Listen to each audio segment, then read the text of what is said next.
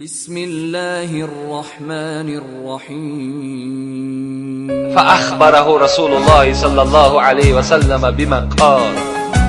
آمد نزد رسول اکرم گفته حبیبی خدا گفت از گریه تو خدای تو درکدار است و خدای تو میداند برای چی تو گریه میکنی، خبر بیته گریه تو سببش چی است؟ رسول اکرم گفتند گریه را سببش گفتند جبرائیل میگه در حال نزد خدا رفت و خبر داد که خدای خود دانا هستی و شنیدی که محمد چی میخواهد. بار دیگر جبرائیل روان کرد، گفت اذهب الی محمد فقل ان سنرضیک فی امتک ولا نسوءک. ای جبرائیل پیش محمد برو و بر محمد من برسان که این سنرضیک، من زود است که محمد راضی می سازم ولا نسوءک، همگی جمله امت شقتی فراموشش نمیکنم. من محمد با همراهی امتش فراموش نمیکنم. رفته بر محمد بگو که گریه نکنه. این یک مکافات، یک هدیه از نزد خدا برای محمد و برای جمله امت محمد بود.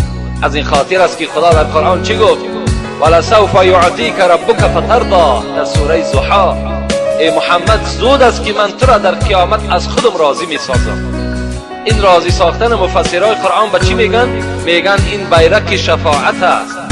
بیرق شفاعت در دست رسول اکرم میدهد و رسول اکرم جملگی امت چکار میکند؟ شفاعت میکند. وقتی این آیت آمد میگد ولسوف یعطیک ربک فترضی، زود است که ای محمد من تو را در محشرگاه در قیامت راضی می سازم، رسول اکرم چی گفتند؟ اذن لا ارضا و واحدا من امتی فی النار. پروردگارا ای خدای تبارک و تعالی گفت این هنگام من از تو راضی نمیشم تا زمانی که اگر یک امتی من در آتش دوزخ باشد، من از تو راضی نمیشم. تا زمانی که امتی من در دوزخ باشد من از تو راضی نمیشم خدایا.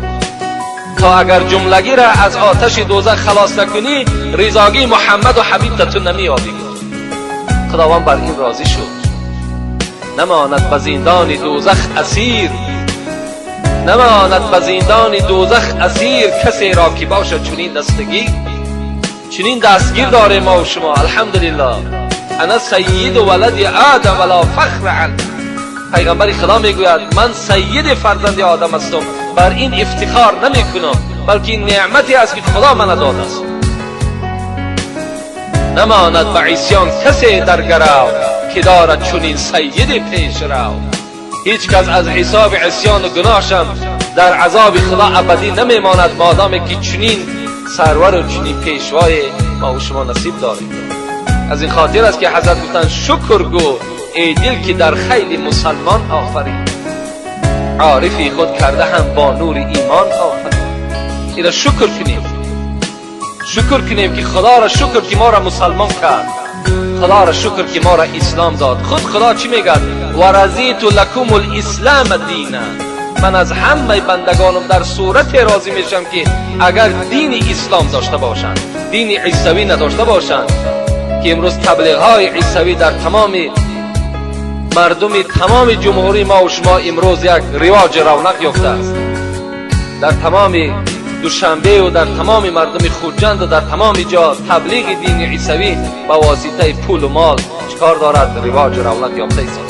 از کمبغلی ما و شما، از قشاقی ما و شما، از جاهلی و نافهمی ما و شما استفاده میکنند. تقبل منه و هو فی الاخره من الخاسرین. ما و شما را در دین میپرتایند که همون خدایی که پیدا کننده این دین بود، همون خداوند چی میگوید؟ اگر کسی که غیر دین اسلام دیگر دین برای خودش اختیار میکند، دیگر دین برای خودش قبول میسازد، لن یقبل منه. لن در اینجا تاکیدی است، کلمه هرگز است. خدا میگه هرگز از او من او دین قبول نمیسازم. و هو فی الاخره من الخاسرین.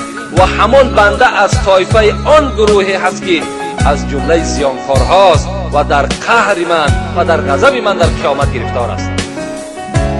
شما از این پیروی این دین ها و حتی کتاب همون عیسی را در خاندانتان راه نتین.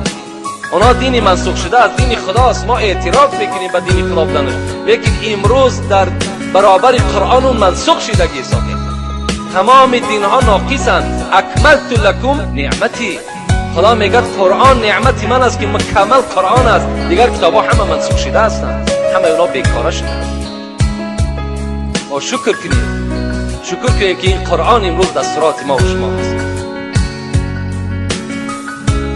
پا و دست و چشم بینا داد عقل و اختیار، در دهانم این زبان خود ثناخوان آفرید.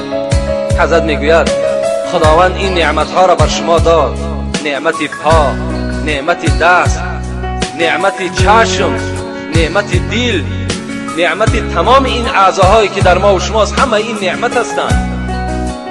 اینها در ما و شما چیکار کنیم؟ باید شکرانه کنیم. ما و شما در صورتی که دست داریم به قدر این نعمت نمیرسیم. وقتی اگر این دست از ما و شما شق شود یا بریده شود، بعد در اون صورت ما و شما به قدر این دست میرسیم. ما و شما در صورت به این چشم میرسیم که یک آدم نابینا را از احوالش درکدار باشیم. ما و شما در صورت بر قدر این پا میرسیم که پای کسی بریده شده یا که کار نمیکردگی باشد، در اون صورت به قدر این پا میرسیم. ما و شما حضرت عادم هستم چی میگن؟ اربعتون لا یعرف قدرها الا اربعه. 4 چیزی هست که به قدر این 4 چیز نمیرسد مگر 4 کس. کیا هست؟ یکم حضرت گفتن به قدر عافیت نمیرسد مگر اهل بلا. به قدر آرامی مردمی که در آرامی هست نمیرسند مگر میرسند در صورتی که اگر یگان بلای به سرشان بیاید، یگان ناآرامی و ناتینجی به سرشان بیاید، در آن صورت اینها چکار میکنند؟ به قدر همان آرامی میرسند.